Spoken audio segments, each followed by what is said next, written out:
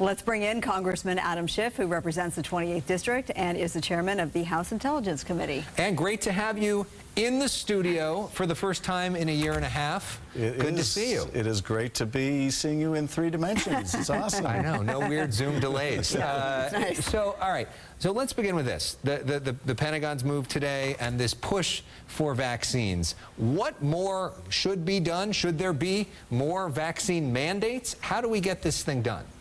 Well, I'm glad to hear the news in terms of the Pentagon, and that's probably a really good place to start because there's a long history, tradition, practice of frankly requiring service members to get all kinds of vaccinations. So it won't come as a culture shock, and the military is a big part of our population, so that's going to help.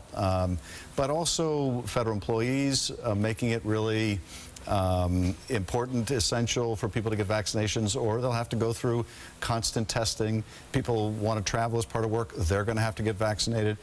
And I think once the FDA makes formal approval, so it's not just an emergency approval, I'm hoping a lot of private employers and others will follow suit. It's the only way we're going to really put this pandemic behind us. And of course, on the other side, there's a lot of people who say it's a government overreach. Today, in fact, we had healthcare workers protesting outside of local hospitals. They're upset about California's mandate for healthcare workers. They call it medical tyranny. What do you say to one woman who said that we lose this fight, we lose our country?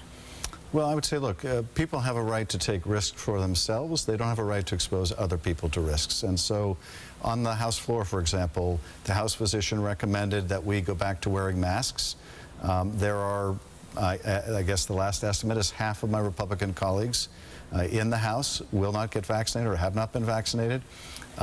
They're making a judgment about spreading the virus to those of us who have been vaccinated, who might bring it home to their kids who can't get vaccinated.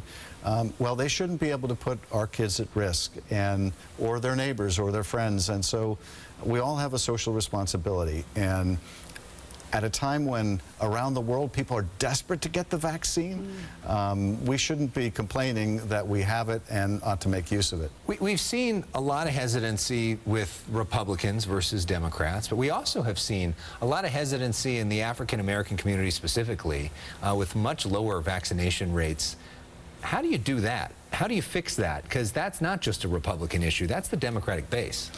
No, and look, I mean, there are a lot of people who are vaccine hesitant, and it's not a political issue for them. Some have been exposed to bad information online, just plain flat-out wrong information. Others are concerned that they might have a reaction to the vaccine. The only antidote to that is pushing out good information. And in the black community, look, there's a real sinister history of vaccination in the black community that was designed for really illicit purposes. So I can understand the hesitancy. We need to overcome that. And the good news is we're starting to overcome that. So vaccination rates in the black community are going up compared to other communities, and the disparity is decreasing. The other part of the good news is that on the whole, as this Delta variant has surged, people are getting the message, and we're seeing requests for vaccination now go up pretty substantially. Yeah, in California, vaccination appointments have increased to almost 50% in the last few weeks, so that is significant progress there. I'm curious because you spend a lot of time, of course, in Washington, D.C., our nation's capital, because you have to. How often are you on the ground mingling with your constituents locally, and what are you hearing from them as it relates to the coronavirus pandemic?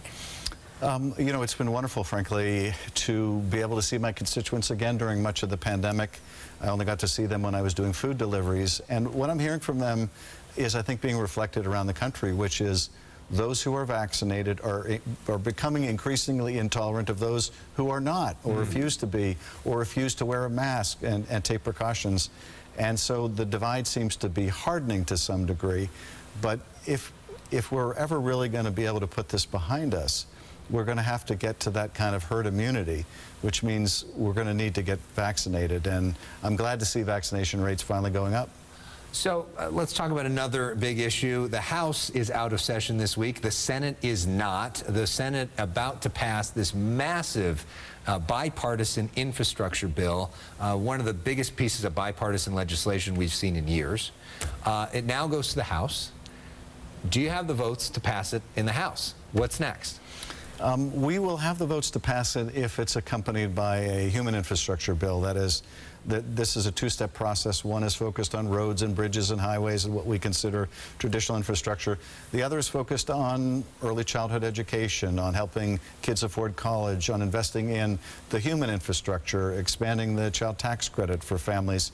And we don't have the votes to pass either without the other, but we do have the votes to pass both together. And so the first step, I think, is very positive, but it's not the end of the process. Are you worried that you'll pass both and that the Senate won't pass the other one, won't pass the human infrastructure? Well, I am worried about it because we're going to clearly get the bipartisan physical infrastructure bill, and we need the Senate to produce the human infrastructure bill because I'm confident we can get the votes in the House to do both. The Senate is more in doubt. Well, yes, it is a bipartisan bill, but there on the other side, allow me to, the GOP and Republicans will say there's a lot of Democratic pork in there. It's going to add to the deficit.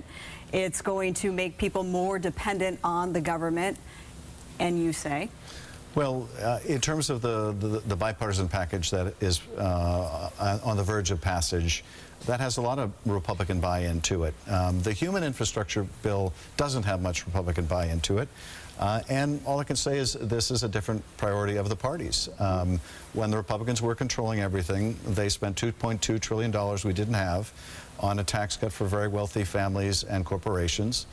We're choosing to invest a similar amount in early childhood education and helping kids pay for college and helping lift people out of poverty and helping working families. So it's a different priority for our party, one I'm proud of, frankly, but it does mean that it's going to be a tough legislative process.